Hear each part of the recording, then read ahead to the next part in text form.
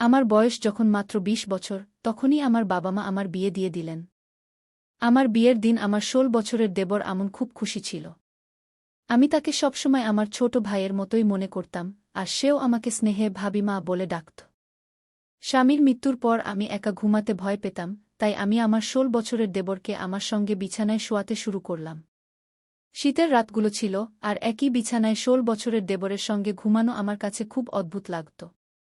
সে তখনও আমার থেকে অনেক ছোট ছিল, কিন্তু ১৬ বছর বয়সে সে ২৫ বছরের যুবকের মতো দেখাত। স্বামীর মৃত্যুর পর আমি খুব কষ্টে দিন কাটাচ্ছিলাম, কিন্তু কতদিন এভাবে চলবে? সেই রাতে আমি ভাবলাম একবার দেবরকে পরীক্ষা করে দেখি। রাতের অর্ধেকটা পার হয়ে গেলে আমি তাকে নাড়িয়ে দিয়ে দেখলাম সে গভীর ঘুমে ছিল। কিন্তু হাত দিতেই আমার চোখ ছানাবড়া হয়ে গেল, কারণ ভুলবশতে আমার দেবরের ৭ ইঞ্চি জিনিসে হাত লেগে গেল। আর তারপর? এই দুই বন্ধুর গল্পটি সম্পূর্ণ শুনুন, এটি খুবই মজার গল্প। আমার বিয়ের দিন সে অত্যন্ত খুশি ছিল। আমি তাকে সবসময় আমার ছোট ভাইয়ের মতোই ভাবতাম, আর সেও আমাকে ভাবিমা বলে ডাকত। তার মিষ্টি মুখ আর দুষ্টু হাসিতে এমন আনন্দ ছিল, যেন সে সত্যিই একজন নতুন মা পেয়েছে। কিন্তু এই আনন্দময় দিনের কিছুক্ষণ পরেই আমার জীবনে দুঃখের অন্ধকার নেমে এল। আমার স্বামীর আকস্মিক মৃত্যু হয়ে গেল, আর তার চলে যাওয়ার পর বাড়িতে আমি একদম একা হয়ে গেলাম। এখন আমার দেবরই আমার একমাত্র ভরসা ছিল। তবুও রাতে একা ঘুমোতে আমার ভয় লাগত। ঠান্ডা শীতের রাতগুলো দীর্ঘ মনে হতো, আর আমার মনে এক অদ্ভুত অস্থিরতা ভর করত। কিছু রাত ধরে আমি তাকে আমার সঙ্গে বিছানায় শোয়াতে শুরু করেছিলাম, যাতে এই একাকিত্ব আর ভয় থেকে কিছুটা মুক্তি পাই। তার বয়স মাত্র ১৬ বছর হলেও তার গঠনে তাকে তার বয়সের চেয়ে অনেক বড় দেখাত। স্বামীর চলে যাওয়ার পর আমি যতটা পারছিলাম সংসার চালাচ্ছিলাম, কিন্তু মনের অশান্তি দমন করা সহজ ছিল না। সেই রাতেও মনে অদ্ভুত অস্থিরতা নিয়ে আমি ঘুমাতে চেষ্টা করছিলাম। রাতের অর্ধেকটা পার হয়ে গেলে আমি হঠাৎ আমকে দেখতে গেলাম, সে গভীর ঘুমে ছিল, মাসুম আর নিষ্পাপ। তাকে দেখে আমার চোখে জল চলে এল। এই ছোট্ট বাচ্চাটিও তার ভাইকে হারিয়েছে, তবুও সে আমার পাশে দাঁড়িয়ে আছে। আমার মায়ের কথা মনে পড়ল, যিনি সবসময় বলতেন, বেটা, দেবরকে সবসময় নিজের ছেলের মতো ভাবো, কিন্তু দূরত্ব বজায় রাখো। সে বড় হলে তোমার আর তার মধ্যে স্বাভাবিক সীমারেখা আরও স্পষ্ট হয়ে যাবে। আমার মনে এই কথাগুলোর অর্থ এখন আরও গভীর হয়ে গেল। আমাকে আমনের যত্ন নিতে হবে, তার মিষ্টিমাখা মুখের যত্ন নিতে হবে। মা বলেছিলেন, বেটা, দেবরের সাথে কিছু দূরত্ব বজায় রাখো। চেষ্টা করো সে যেন অকারণে তোমার ঘরে না আসে। তুমি একজন বিবাহিত মেয়ে, তোমাকে নিজের আর পরিবারের সম্মানের কথা ভাবতে হবে। কি মায়ের এই কথাগুলো শুনতে শুনতে আমার মনে হতো সে আমন সম্পর্কে একটু বেশি খারাপ ভাবছে, আর আমি তার কথায় রাগ করতাম। কিন্তু এখন যখন স্বামীকে হারিয়ে আমি নিঃসঙ্গ হয়ে গেছি, মায়ের কথার মানে বুঝতে পারছি। সেই রাতেও যখন আমি একা বসেছিলাম, আমার চোখের জল থামছিল না। আমার হৃদয়ে ব্যথার ঢেউ উঠছিল যে আমার স্বামী আমাকে এই দুনিয়ায় একা রেখে চলে গেছেন। আমি কখনো ভাবিনি যে সে আমাকে আমনের হাতে রেখে চলে যাবে। রাত ১টা বেজে গেছে, আর আমন এখনও বাড়ি ফেরেনি। সম্ভবত সে তার ভাইয়ের আত্মীয়দের সাথে ছিল, আর এই ভেবে আমার কিছুটা স্বস্তি হচ্ছিল। সে বাড়ি আসেনি, তার অনুপস্থিতিতে আমি একরকম স্বস্তি পেয়েছিলাম। সেই সময় মায়ের কথাগুলো আমার মনে গভীরভাবে প্রভাব ফেলছিল। এমন সময় হঠাৎ দরজায় কড়া নাড়ল, আর আমার হৃদয় দ্রুত স্পন্দিত হতে লাগল। ভয়ে ভয়ে আমি ভাবলাম, কে হতে পারে? কিন্তু বাইরে থেকে আওয়াজ এল, ভাবি, দরজা খোলো। আমি কি তার আওয়াজ শুনে আমার মনে এক অদ্ভুত অনুভূতি জেগে উঠল। সে আমার কান্না দেখে বলল, ভাবি, আপনার চিন্তা করার দরকার নেই। আমি আপনার সহায় হব। আপনি এই বাড়ি থেকে কখনো যাবেন না। কি তার কথা শুনে আমার মন ভারী হয়ে গেল, এবং আমার চোখে চিন্তার মধ্যে একটি নতুন আশার আভাস দেখা দিল। তারপর সে বলল, ভাবি, আপনি এই ঘরে ঘুমান। অন্য ঘরটি ছাদের কাছে, আমার মনে হয় না আপনার সেখানে থাকা উচিত। এখন সবাই জানে যে আমাদের বাড়িতে ভাইয়ের মৃত্যু হয়েছে, এবং কেউ খারাপ উদ্দেশ্যে আমাদের বাড়িতে আসতে পারে। কি তার এত বুদ্ধিদীপ্ত কথা শুনে আমি অবাক হয়ে গেলাম। ভাবতে লাগলাম, এত ছোট বয়সে তার এসব কথা কিভাবে মনে হচ্ছে। কিন্তু তবুও তার কথায় যুক্তি ছিল, এবং তার চিন্তা আমাকে তার কথা মানতে বাধ্য করল। আমি তার ঘরে চলে গেলাম। আমনের ঘর অন্যদিকে ছিল, যেখানে আমি এবং আমার স্বামী সবসময় ছাদের কাছের ঘরে থাকতাম। ঘরে পা দিলেই সব কিছু অদ্ভুত লাগতে শুরু করল। আজ প্রথমবার আমি আমার ঘর থেকে বাইরে অন্য ঘরে ছিলাম। কিন্তু যেই আমি ঘরের দরজা বন্ধ করলাম এবং চোখ তুলে তাকালাম, সেখানে একটি জিনিস ছিল যা দেখে আমার চোখ ছানাবড়া হয়ে গেল। আমনের বয়স ছিল ১৬ বছর এবং আমি বিশ্বাস করতে পারছিলাম না যে সে যা করেছিল তা কোনো ছোট শিশুর নয়, বরং একজন বড় এবং বুদ্ধিমান মানবের মতো ছিল। তার কথায় এমন কিছু ছিল যা শুনে আমি তার মায়া এবং বুদ্ধিমত্তায় অবাক হচ্ছিলাম। যে শিশুটি সাধারণত আমার চোখে ছোট মনে হতো, এখন সে আমার কাছে একজন পরিপক্ব এবং সুচিন্তিত ব্যক্তি বলে মনে হচ্ছিল। আমনের ঘরে পা দিলেই আমি একটি অদ্ভুত অনুভূতি পেলাম। আমি দেখলাম যা কিছু আমি লুকিয়ে রেখেছিলাম তা সেখানে কিভাবে পৌঁছেছে। আমার সব জিনিস সেখানে পড়েছিল এবং এক মুহূর্তে আমার মনে হল যে এসব কিছু আমনি করেছে। এই ব্যাপারটি আমাকে খুব অদ্ভুত লাগল এবং আমি ভাবতে লাগলাম যে সকাল হতেই আমি এ বিষয়ে প্রশ্ন করব। তারপর আমার চোখে ঘুমের ভার আসতে লাগল। রাতের ৯টা বাজে গিয়েছিল এবং আমি অবাক হচ্ছিলাম যে কিভাবে এত গভীর ঘুম এসেছে আমার। ২ দিন ধরে আমি ঠিকমতো ঘুমাতে পারিনি, কিন্তু আজ মনে হচ্ছিল যেন কেউ চুপিসারে আমাকে ঘুমের মাদকতা ঢেলে দিয়েছে। আমার মন বারবার ভাবছিল, আমি কি আমনের আনা চাল খেয়ে অজ্ঞান হয়ে গিয়েছিলাম? আমি এসব ভাবছিলাম, এমন সময় চোখ মুছে বাইরে এলাম। সামনে আমন রান্নাঘরে চা বানাচ্ছিল এবং তার মাধুর্যে এমন কিছু ছিল যা আমাকে আরও অবাক করছিল। আমনের ১৬ বছর বয়সে তার মুখ থেকে যা শুনলাম তা আমাকে গভীরভাবে আঘাত দিল। সে চা আমার সামনে রেখে বলল, ভাবি, আপনি ঘুমিয়ে পড়েছিলেন। আপনার খুব ভালো ঘুম হয়েছে না? তার কথায় ছিল এক মাধুর্য, কিন্তু চোখে লুকিয়ে ছিল অন্য কিছু। আমার খুব খারাপ লাগল এবং আমি তারই সুরে উত্তর দিলাম, হ্যাঁ, আজ আমার খুব ঘুম পেয়েছিল। ও সে সঙ্গে সঙ্গে বলে উঠল, তাহলে কেন ঘুম আসে না, ভাবি? আমি আপনার চালে ঘুমের বড়ি মিশিয়ে দিয়েছিলাম। আমি আমার বন্ধুকে বলেছিলাম যে আমার ভাবির ঘুম হয় না, তখন সে বলেছিল, তার চালে ঘুমের বড়ি মিশিয়ে দিও, এতে সে শান্তিতে ঘুমিয়ে পড়বে। তার কথা আমাকে হতবাক ও বিব্রত করল। আমন, তুমি এমন ভাবতে পারলে কি করে? আমি চিৎকার করে বললাম, তুমি তোমার ভাবিকে অজ্ঞান করতে চেয়েছিলে? আমার হৃদয় একদম ঠান্ডা হয়ে গেল। সে দ্রুত বলল, না ভাবি, আমি শুধু আপনাকে ভালো ঘুম দিতে চেয়েছিলাম। এখন আপনি তো সতেজ দেখাচ্ছেন। সে চা আমার সামনে রাখল এবং আমি সন্দেহ করতে শুরু করলাম। তুমি এতে কিছু মিশিয়েছ না তো? আমি তাকিয়ে জিজ্ঞেস করলাম।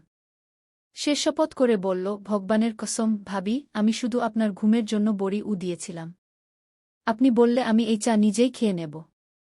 আমরা অর্ধেক অর্ধেক ভাগ করে নিই। সে চায়ের গ্লাস থেকে এক ঢোক নিয়ে আমাকে দেখাল। আমার তার কথায় বিশ্বাস হল এবং আমি ভাবলাম সে হয়তো সত্য বলছে।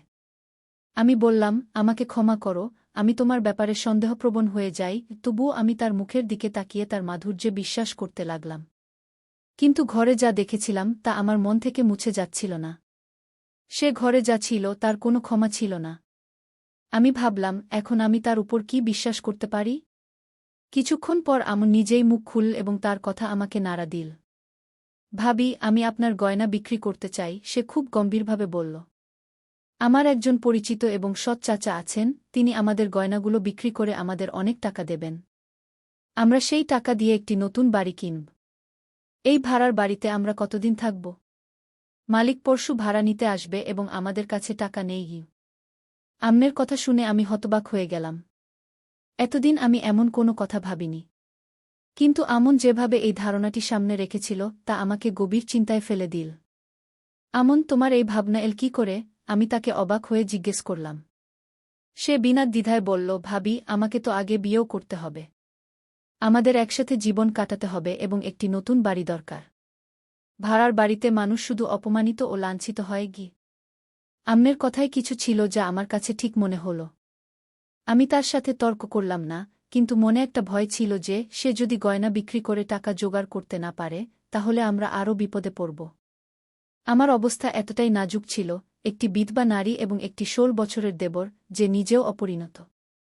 এই অবস্থায় আমরা দুজনেই যে কোনো প্রতারণার শিকার হতে পারতাম। আমি ভাবলাম, হয়তো আমাকে এই ব্যাপারে কারো সাথে পরামর্শ করা উচিত। আমি ঠিক করলাম, আমি আমার মায়ের বাড়ির লোকদের সাথে কথা বলব। হয়তো তারা আমাকে সাহায্য করতে পারবে। কিন্তু তখন আমার মনে আরও একটি প্রশ্ন জেগে উঠল। সেই গয়না, যার ব্যাপারে আমি আমনের সাথে কখনো কথা বলিনি, তা তার হাতে এল কি করে? তালাও তো ভাঙা ছিল না, তাহলে সে সেই গয়না বের করল কিভাবে? এই প্রশ্ন আমাকে বিব্রত করল। আমি নিজেকে বললাম, আমন বাচ্চা, সে ভুল করতে পারে না। তবুও সে যা কিছু করে, আমাকে তার অনুভূতি ও অবস্থা বুঝতে হবে, কারণ কখনো কখনো তার মাধুর্য ও সাহায্যের ইচ্ছাই আমাকে বুদ্ধিমত্তার দিকে নিয়ে যায়। আমন আমার চিন্তাভাবনা সম্পূর্ণ বদলে দিয়েছিল। যখন আমি আমার মায়ের বাড়ির লোকদের বললাম যে আমি গয়না বিক্রি করে বাড়ি কিনতে চাই, তখন তারা স্পষ্ট বলে দিল, তুমি এখন বিধবা হয়ে গেছ, তোমাকে আমাদের বাড়িতে আসতে হবে। কিন্তু আমি জানতাম, যদি আমি তাদের বাড়ি যাই, সেখানে আমি কখনোই আমার স্বাধীনতা পাব না। আমার ভাইরা তাদের স্ত্রীর গোলাম ছিল এবং তাদের কখনোই তাদের বোনকে সাহায্য করার সময় ছিল না। আমি চাইনি যে আমার জীবনের বাকি অংশ অন্যের উপরে নির্ভর করে কাটাতে। আমি বুঝে গিয়েছিলাম যে এই সুযোগ হাতছাড়া করা উচিত নয়। যদি আমি গয়না বিক্রি করি, তাহলে হয়তো আমি আমার একটি নতুন জীবন শুরু করতে পারব। আমি একটি নতুন বাড়ি তৈরি করতে পারি। আমার স্বামী আমাকে জীবনে অনেক মূল্যবান গয়না দিয়েছিলেন, কিন্তু যখন আমি বুঝতে পারলাম আমার ভাইদের উদ্দেশ্য ভালো নয়, তখন আমার মনে হলো তাদের হাতে সে গয়না দেওয়ার কোনো মানে নেই। এই ভেবে আমি সিদ্ধান্ত নিলাম যে এখন আমি আমনের উপর ভরসা করব। আমন যে ১৬ বছরের একটি ছেলে ছিল, তার মধ্যে এমন কিছু ছিল যা আমাকে শুধু সান্ত্বনা দিত না, বরং এই অনুভূতিও দিত যে সে আমার জীবন সামলাতে পারে। আমন, তুমি চাইলে এই গয়না বিক্রি করে দিতে পারো, আমি বললাম। আমন কোনো দ্বিধা না করে সেই গয়না তার চাচাকে দিয়ে দিল। ২ দিন পর আমনের হাতে বাড়ির কাগজপত্র এবং চাবি এলো। বাড়ির লেনদেন এত দ্রুত হয়ে গেল, এটা আমার বিশ্বাসই হচ্ছিল না। সাধারণত বাড়ির ব্যবস্থাপনা, কাগজপত্র এবং অন্যান্য প্রয়োজনীয় কাজে মাসের পর মাস লেগে যায়, কিন্তু আমন সবকিছু এত দ্রুত এবং সহজে করে ফেল। যখন আমন সেই কাগজপত্র আমার হাতে রাখল, তখন আমি বুঝতে পারলাম যে ১৬ বছর বয়সেও তার চিন্তাভাবনা কোনো বড় মানুষের মতো। তার মাধুর্য এবং সরলতার মধ্যে একটি গভীর বোধ ছিল, যা আমার জন্য অত্যন্ত গুরুত্বপূর্ণ ছিল। তারপর সে একটি অদ্ভুত কথা বলল, ভাবি, আমরা পুরো বাড়ি পরিষ্কার করে ফেলব, কিন্তু আপনাকে একটি গুরুত্বপূর্ণ কথা বলতে হবে। তার কণ্ঠে এমন কিছু ছিল যা আমাকে টেনে নিয়ে গেল। আমি জানতাম সে ছোট, কিন্তু তার বলা কথাগুলোতে মনোযোগ দেওয়া খুব জরুরি ছিল, কারণ তার চিন্তাভাবনা কখনো কখনো আমার চেয়েও অনেক বেশি স্পষ্ট এবং বুদ্ধিদীপ্ত হতো। আম্মের চোখে সেই দিন কিছু আলাদা দেখা যাচ্ছিল। তার দৃষ্টিতে একটি অদ্ভুত অস্থিরতা ছিল, যেন সে আমার সাথে কিছু বলতে চাইছে কিন্তু শব্দগুলো বের করতে পারছে না। আমি বুঝতে পারছিলাম না সে আমাকে কি বলতে চায়। সেই সময় আমার একটু তাড়া ছিল। আমরা বাড়িতে সব জিনিসপত্র রেখে দিয়েছিলাম, কিন্তু এখন আমার চিন্তা হচ্ছিল আমাদের খাবার, পানি এবং রেশন কোথা থেকে আসবে। আমি কখনো বাইরে গিয়ে কাজ করিনি, এবং এখন এটি একটি নতুন চ্যালেঞ্জ ছিল। আম্মের এমন কথা যে সে আমাকে একটি গুরুত্বপূর্ণ কথা বলতে চায়, আমাকে দ্বিধায় ফেলে দিয়েছিল। সে কি আমাকে এমন কিছু বলতে চায় যা আমি এখনই জানতে চাইছি না? এই প্রশ্ন আমার মাথায় নানা রকম চিন্তার জন্ম দিল, কিন্তু আমি এখনই এই প্রশ্নগুলোর মুখোমুখি হতে চাইছিলাম না। সন্ধ্যায় আমি বাড়ির সব জিনিসপত্র গুছিয়ে রাখলাম। আমাদের কাছে খুব বেশি জিনিস ছিল না, শুধু প্রয়োজনীয় জিনিসই ছিল। আমাদের সম্পদও খুব সীমিত ছিল, তাই আমরা যা কিছু নিয়েছিলাম তা খুব যত্নে রাখা হয়েছিল। সবকিছু করার পর আমি ভালো করে খাবার বানালাম। এই খাবার আমি অনেক পরিশ্রম করে তৈরি করেছিলাম, ঠিক যেমন আগে আমার স্বামীর জন্য বানাতাম, তার পছন্দের দিকে নজর রেখে, তাকে আদর করে। আধা ঘণ্টা পর আমি আম্নের জন্য টেবিলে খাবার রেখে তার জন্য অপেক্ষা করতে লাগলাম। আমার মনে হচ্ছিল না যে আজ সে বাইরে যাবে, কারণ সে সবসময় আমাদের সাথে খাবার খেত। রাত ১:০০ বাজছে এবং আমন এখনও বাড়ি ফেরেনি। এটা আমার জন্য খুব অদ্ভুত ছিল। আগে, আমার স্বামীর মৃত্যুর আগে, সে সন্ধ্যা ৫টার মধ্যে বাড়ি ফিরে আসত এবং তারপর বাইরে যেত না। যখন আমরা কখনো বাইরে যেতাম, তখন সেও আমাদের সাথে যেত, তা আইসক্রিম খেতে হোক বা অন্য কোনো কাজে। আমার মনে নানা রকম প্রশ্ন উঠছিল, কিন্তু আমি বুঝতে পারছিলাম না যে আমন এই সময় কোথায় থাকতে পারে। রাত ১:০২ বেজে গেছে এবং আমন বাড়ি ফেরেনি। আমি ভয় পাচ্ছিলাম কারণ সে কখনো একা বাইরে যায় না। আমি তার জন্য অপেক্ষা করতে শুরু করি এবং তখন অন্ধকার রাতে দরজায় কড়া নাড়া শুনলাম। আমি রেগে দরজা খুললাম এবং তাকে দেখামাত্র আমার ভেতরের রাগ ফেটে পড়ল।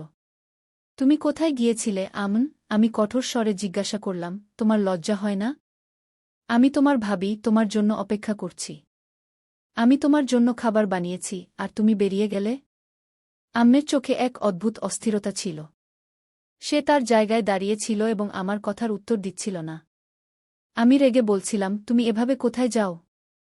তোমার বাইরে যাওয়ার দরকার ছিল না।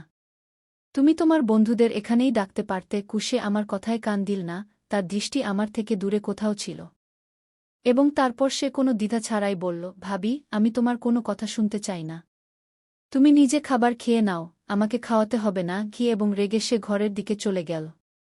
তার কথায় কিছু ছিল, যেন সে কোনো বড় মানুষ, কেউ যে তার কথা থেকে পিছপা হবে না। আমি অবাক হয়েছিলাম, সে তো মাত্র ১৬ বছরের একটি ছেলে, কিন্তু তার রাগে অনেক কিছু ছিল। আমি মনে মনে ভাবলাম যে হয়তো কিছু গোলমাল আছে, এবং তখনই আমি তার ঘরের দিকে পা বাড়ালাম এবং দরজায় কড়া নাড়লাম। সে দরজা খুলতেই তার চোখে এক অদ্ভুত ঘৃণা ছিল। সে কোনো দ্বিধা ছাড়াই বলল, ভাবি, আমার তোমার সাথে কিছু কথা আছে। আমি চিন্তায় পড়ে গেলাম। সে বলল, ভাবি, তুমি আমার সাথে বিয়ে করো। সে তার কথা বলে দিল, তুমি যদি না করো, তাহলে তুমি কাফির হয়ে যাবে। তার এই কথা শুনে আমার চোখ ছানাবড়া হয়ে গেল। আমি হতবাক হয়েছিলাম। তুমি এভাবে ভাবতে পারো কি করে? আমি বললাম, তুমি তো আমাকে সকাল সন্ধ্যা মা বলে ডাকো, তাহলে এ কি বলছ? আমনের চোখে গভীর বিষণ্ণতা ছিল, যেন সে ভেবেছিল যে আমি তাকে বুঝতে পারব, কিন্তু আমার এখন অনেক কিছুই বুঝতে পারছিলাম না। তার কথাগুলো একদম বিভ্রান্তিকর ছিল। এখন কি হয়েছে? কে তোমার মাথা খারাপ করে দিয়েছে? এত নিচু কথা তুমি তোমার মুখ থেকে কি করে বললে? আমি রেগে তিলমিল করছিলাম। সে কোনো লজ্জা ছাড়াই আমার সামনে দাঁড়িয়েছিল, হাত বেঁধে, আমাকে এমনভাবে দেখছিল যেন আমাকে বোঝার সম্পূর্ণ অধিকার তার আছে। তার দৃষ্টিতে আমার ভয় লাগছিল। আমি কথা বলতে বলতে চুপ হয়ে গেলাম, কিছু না বলে সেখান থেকে ফিরে এসে ঘরে বসে পড়লাম। আমি দরজা ভালো করে বন্ধ করে দিয়েছিলাম। মনে ভয় এবং রাগ দুটোরই মিশ্র অনুভূতি হচ্ছিল। আমি ভাবতেও পারছিলাম না যে আমন এমন করতে পারে এবং আমার সাথে এমন কথা বলবে। আমি তাকে সবসময় আমার ছোট ভাই ভেবেছি। এটা আমার জীবনের সবচেয়ে বড় ভুল ছিল যে আমি তার সাথে এভাবে ভাবতে শুরু করেছিলাম। যদি আমার নিজের সন্তান থাকত, তাহলে আমাকে এই সব সহ্য করতে হতো না। আমি এখন স্থির করেছি, আমন যখনই বাড়ি আসবে, আমি তাকে পরিষ্কার বলে দেব যে এই বাড়িতে তার কোনো অধিকার নেই। হঠাৎ সন্ধ্যা প্রায় ৬টার দিকে বাড়ির দরজায় জোরে জোরে কড়া নাড়া শুরু হল। আমি ভাবলাম, সম্ভবত আমন হবে। কিন্তু যখন দরজা খুললাম, তখন আমার চোখের সামনে ৩-৪ অচেনা লোক দাঁড়িয়েছিল। তাদের মুখে রাগ ছিল, এবং তাদের দেখে আমার মনে হল তারা কোনো বিশেষ মতাদর্শের মানুষ হতে পারে। তাদের আক্রমণাত্মক ভঙ্গি দেখে আমার হৃদস্পন্দন আরও বেড়ে গেল। তারা যা বলল তা আমাকে প্রচণ্ডভাবে হতবাক করে দিল, এবং আমি বুঝতে পারছিলাম না এখন আমার কি করা উচিত। সেই শব্দগুলি শুধু আমাকে হতবাকই করেনি, বরং হৃদয় বিদারক ছিল। তারা বলল, তুমি একা এই বাড়িতে থাকো? আমি বললাম, হ্যাঁ, আমি একাই থাকি। তাদের মধ্যে একজন আরও কঠোর সুরে বলল, তুমি মিথ্যা বলছ। এই মহিলা তার ১৬ বছরের দেবরের সাথে এই বাড়িতে একা থাকে। সে এখনও কোথাও লুকিয়ে আছে। এই লোকেরা এই মহল্লাকে নোংরা করছে। এদের এখান থেকে তাড়িয়ে দিতে হবে। তাদের কথা শুনে আমার সাহস ভেঙে গেল। আমি জিজ্ঞাসা করলাম, আমরা কি করেছি? এবং তাদের উত্তর আরও কঠোর ছিল, তুমি কি করেছ? তুমি কি করেছ তা জিজ্ঞাসা করছ? তুমি তোমার ১৬ বছরের দেবরের সাথে এই বাড়িতে একা থাকো। তুমি কি ভাবো? তোমার স্বামী মারা গেছে, তুমি এখন বিধবা। তাহলে তোমার মা বাবার বাড়ি চলে যাও। যদি এখানে থাকতে চাও, তাহলে শালীনভাবে থাকো। আমাদের মহল্লায় এমন লোক থাকতে পারে না। তাদের কথা আমার হৃদয়ে বিঁধছিল, কিন্তু আমি নিজেকে শান্ত রাখার চেষ্টা করলাম। আমি তাদের সাথে বিতর্ক করতে চাইনি, তাই আমি দরজা বন্ধ করে দিলাম। দরজা বন্ধ করার সময় আমার ভেতরে গভীর ঘৃণা ও রাগ উথালপাথাল করছিল। আমার হৃদয় আমনের উপর থেকে ভেঙে গিয়েছিল, কারণ আমি নিশ্চিত ছিলাম যে এই সব কিছু সেই করেছিল। সে জানত যে লোকেরা আমাকে কি চোখে দেখবে, কিন্তু তবুও সে তার কাজ চালিয়ে গিয়েছিল। আমি আমার জিনিসপত্র গোছানো শুরু করলাম। এই বাড়ি, এই মহল্লা, সব কিছুই এখন আমার কাছে বোঝা মনে হচ্ছিল। এখন আমার পক্ষে এখানে থাকা কঠিন হয়ে উঠছিল। আমি জানতাম যে আমন আমার সম্মানের সাথে খেলতে কোনো কার্পণ্য করেনি। আমার মনে শুধু এই চিন্তা ঘুরছিল যে এই সমাজে একজন একলা মহিলাকে কতটা একলা ও দুর্বল মনে করা হয়। কেউই ভাবেনি যে একজন মহিলা কিভাবে তার বাড়ি ও সম্মান ফিরে পায়। আমার চোখ থেকে অশ্রু গড়িয়ে পড়ছিল। যদি আমি নিজেকে ও আমনকে সেই লোকদের থেকে বাঁচাতে পারতাম। এখন আমার কাছে পরিষ্কার হয়ে গিয়েছিল যে সমাজে একজন একলা মহিলার কোনো মূল্য নেই। কিন্তু আমি নিজেকে